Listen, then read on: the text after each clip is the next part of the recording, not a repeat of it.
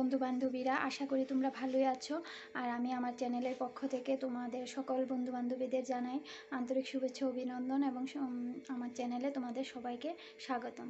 তোমরা এখনও যারা যারা আমার চ্যানেলটা সাবস্ক্রাইব করোনি, প্লিজ তোমরা আমার চ্যানেলটা সাবস্ক্রাইব করো। সাবস্ক্রাইব করলে আমার যে বাকি অন্যান্য ওইগুলা তোমরা খুব সহজেই পেয়ে যাবে।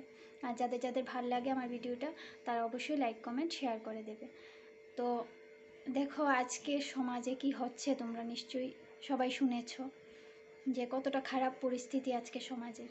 মেয়েদের কোনো পথে ঘাটে চলার কোনো উপায় নেই। এই যে ছেলেরা বলো, যে ভাইরা বলো, নিজের ভাই বোন, নিজের বোন মা সব থাকা সত্ত্বেও তারা অন্য পরিবারের মেয়েদের উপর এরকম ধর্ষণ চালিয়ে যাচ্ছে। তারা পশুর মতো হিংস্র ব্যবহার করছে। এটা কি সমাজে ঠিক হচ্ছে? তোমরা বলো।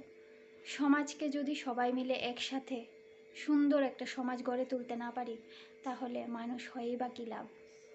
সবাই বুঝতে চেষ্টা করো, এই সমাজকে নষ্ট হতে দিও না। সুন্দর সমাজ সুন্দর রাখতে চেষ্টা করো। একা সমাজকে সুন্দর রাখা সম্ভব নয়। সবার মনে সুন্দর করে তোলার ইচ্ছাটা জাগাতে হবে। যদি ইচ্ছা শক্তি থাকে, অবশ্যই সমাজকে সুন্দর করে তোলা যায়। মেয়েরা রাস্তাতে চলতে পারবে না, যে কোনোখানে যেতে পারবে না, সমস্যায় ভুগতে হবে তাদের। এটা কি? মেয়েরা শত্রু? আসলে ভাইয়েরা তো সব ভাইয়েরাই এক না, ভালোও আছে। কিন্তু যারা যারা খারাপ করছে মেয়েদের সঙ্গে, তাদের বলছি তোমরা মেয়েদের এরকম নজরে দেখো না। তোমাদেরও তো ভাই বোন আছে। এই যে ডাক্তার মেয়েটা এরকম হলো, আরও অনেক অনেক মেয়েরা এরকম খারাপ পরিস্থিতির কবলে পড়ে তাদের মৃত্যু হলো। কতটা দুঃখজনক ঘটনা। তোমাদের নিশ্চয়ই সবার খারাপ লাগে, আমারও লাগে, তোমরা সবারই লাগে।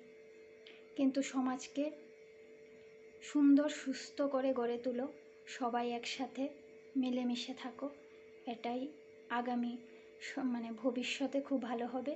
আর আমাদের এই দেশকে সুরক্ষিত রাখার এটাই একমাত্র উপায়। সবাই মিলেমিশে একসাথে চলো আমরা দেশকে রক্ষা করি। তো তোমরা সবাই, আমি যতটা ভাবছি যে তোমরাও এটাই চাও।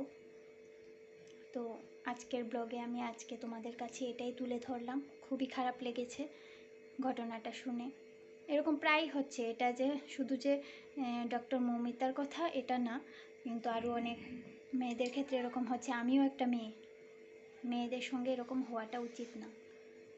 ওরা যে মার সন্তান, সেই মাই বলতে পারে যে এটা কতটা দুঃখজনক একটা মায়ের কাছে। তো আজকের ব্লগটা আমি এই দুঃখজনক ঘটনাটা তোমাদের পাশে তুলে ধরলাম, তোমাদের কাছে।